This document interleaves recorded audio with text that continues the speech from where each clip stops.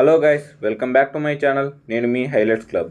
చిన్నస్వామి స్టేడియంలో మరో IPL thriller.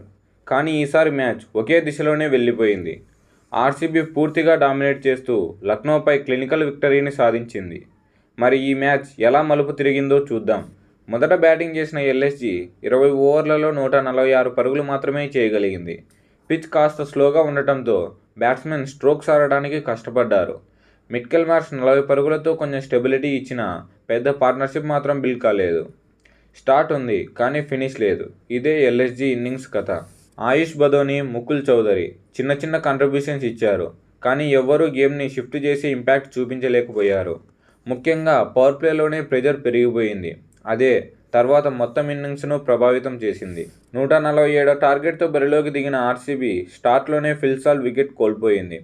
కానీ అక్కడి నుంచి విరాట్ కోహ్లీ కంట్రోల్ తీసుకున్నాడు. పిచ్ ఎలా ఉందో అర్థం చేసుకొని షాట్స్ సెలెక్ట్ చేస్తూ స్ట్రైక్ రొటేట్ చేస్తూ ముందుకు తీసుకెళ్లాడు. 49 పరుగుల దగ్గర అవుట్ అయినా కూడా మ్యాచ్ను అప్పటికే ఆర్సీబీ వైపు తిప్పేశాడు. కోహ్లీ అంటే రన్ మిషనే కాదు, మ్యాచ్ కంట్రోలర్ కూడా అని నిరూపించాడు. పవర్ ప్లేలో ఆర్సీబీ 60 పరుగులు తీస్తే అదే టైంలో ఎల్ఎస్జీ 35 పరుగులు మాత్రమే తీయగలిగింది. ఇక్కడే మ్యాచ్ ఎవరిదో క్లియర్గా అర్థమైపోయింది అందరికీ. టర్నింగ్ పాయింట్ గురించి మాట్లాడితే కోహ్లీ పడిక్కల్ 57 పరుగుల పార్ట్నర్షిప్పే అదే మ్యాచ్ను బ్రేక్ చేసింది. అక్కడి నుంచి రజిత్ పడిదార్, జితేష్ శర్మ వచ్చి గేమ్ను పూర్తిగా ముగించే దిశగా నడిపించారు. ఒకే ఓవర్లో 23 పరుగులు రావడం అదే ఫైనల్ బ్లో. ఒకే ఓవర్, గేమ్ ఓవర్. బౌలింగ్ పరంగా చూస్తే ఆర్సీబీ అద్భుతం చేసింది. భువనేశ్వర్ కుమార్ 3 వికెట్లు, రసిక్దార్ 4 వికెట్లు హేజల్వుడ్ ఎకానమీతో ప్రెజర్ని బిల్డ్ చేశారు. మిడిల్ ఓవర్స్లో సుయాస్, కృణాల్ వేరియేషన్తో ఎల్ఎస్జీని పూర్తిగా ఆపేశారు. ఇది నిజంగా టీమ్ ఎఫర్ట్ అనే చెప్పాలి. మధ్యలో కొంచెం వికెట్లు పడ్డా ఆర్సీబీకి డెప్త్ ఉంది.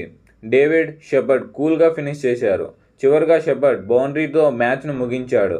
ఆర్సీబీ 15 ఓవర్లలోనే టార్గెట్ని చేజ్ చేసి 5 వికెట్ల తేడాతో ఘన విజయం సాధించింది. ఫైనల్గా చెప్పాలంటే ఆర్సీబీ ఈ మ్యాచ్లో అన్ని డిపార్ట్మెంట్స్లోనూ సూపర్గా కనిపించింది. బ్యాటింగ్లోనూ, బౌలింగ్లోనూ, ఫీల్డింగ్లోనూ.